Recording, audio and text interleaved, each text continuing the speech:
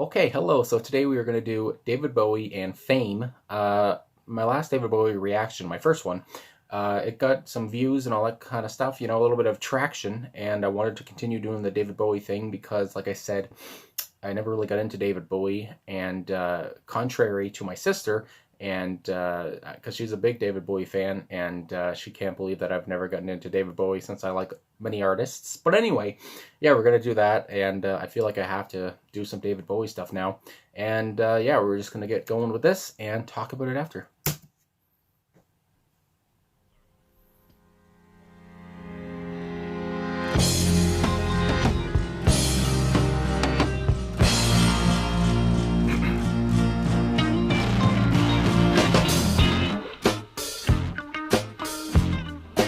I've heard this.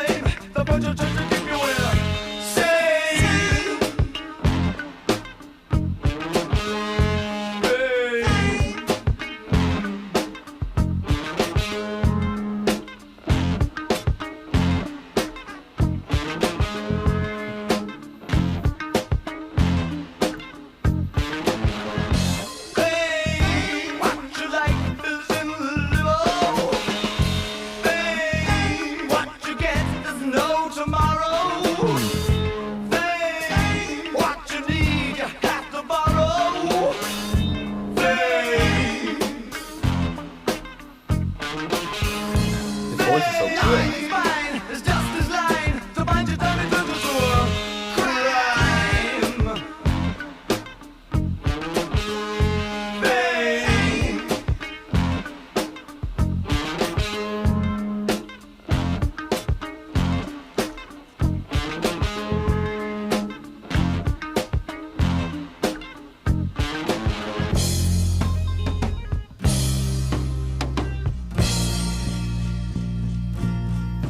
And I love the drumming. The major part.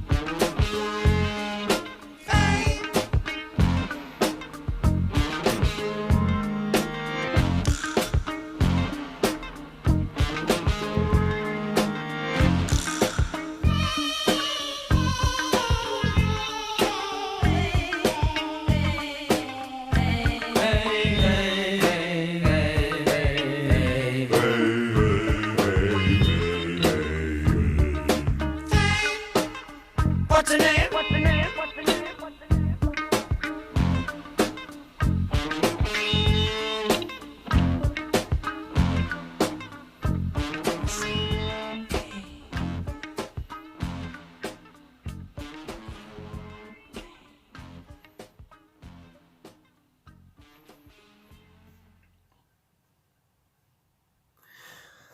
My goodness, I'm fighting a cold here. But anyway, not Corona. But That's quite the song. That is, that's a song right there.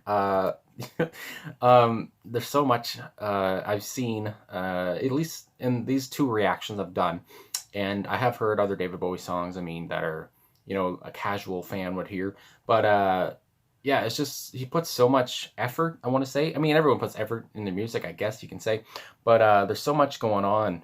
Like there's some echoes, and then there's of course the voice effect he had at the end there, and yeah, I don't know. It's just I feel like he put. I mean, he's gone now, but he put a lot of effort in many of his songs, and especially I know at the end of his life with Black Star, because that album, that whole thing, how that went down was just sad. I mean, his death was sad, obviously, but then his album, I think it went to number one, and yeah, it's just he's put so much effort in everything he did, and the song. I mean, the song, like I said, I did hear it before, and I've liked it. I mean, I've heard it, and I never listened to it with like headphones on and stuff, but you get the full experience like that, and it was something to hear. So, anyway, on Genius.com, I guess I can just talk about the song, what it says. So it says recorded in 1975. It topped the Billboard chart in September that year. Co-written with John Lennon in New York. Lennon could be heard in the recording contributing the high voice. So that's quite interesting. I did not know, obviously. John Lennon was on the song. Thinking back now, listening to it in my head again, I mean, yeah, that's kind of funny. I didn't even notice John Lennon's voice. I mean, 1975. My goodness. All right. So, looking at some annotations, I guess, from the first verse, fame makes a man, takes things over. It says the song, as David Bowie described, is of anger directed at his previous managers for the high cost of fame. How fame is being posited as the be-all, end-all. Oh my goodness. It says, lets him loose, hard to swallow. This line describes the side effect of fame. When you are famous, it's hard to stay grounded. We've seen that with a few celebrities. And what will most likely happen is that you'll be loose. Line, hard to swallow, refers to that you can't just go over fame. It will inevitably affect you in some way, which is, I uploaded a Smashing Pumpkins reaction yesterday, and it made me think of Billy Corgan because he was on an interview with Joe Rogan, and he was talking about how he was talking to his family or something, and they were saying that you've changed, and he's like, oh yeah, I've changed. I got $1 million in my pocket. So it's like, yeah, I mean, some people, I mean, you're gonna change. My goodness. So then we go on, and it says, fame puts you there where things are hollow.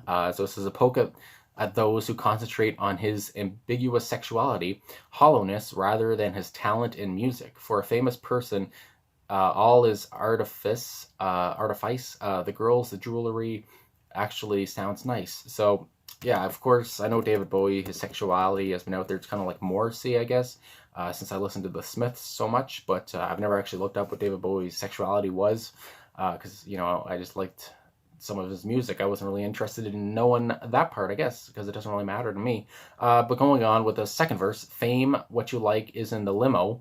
What you get is no tomorrow. So in Need for Lyrics, John Lennon famously suggested this couplet to Bowie. Apparently David quite fancied them. And I mean, if you're in need for lyrics and you need someone to talk to, I think John Lennon would have been a good guy to talk to, I think he had a couple good songs here and there. So with the second chorus, excuse the car outside if you can hear that. Somebody's, revving her up. But it says fame, 9, it's mine, is just his line.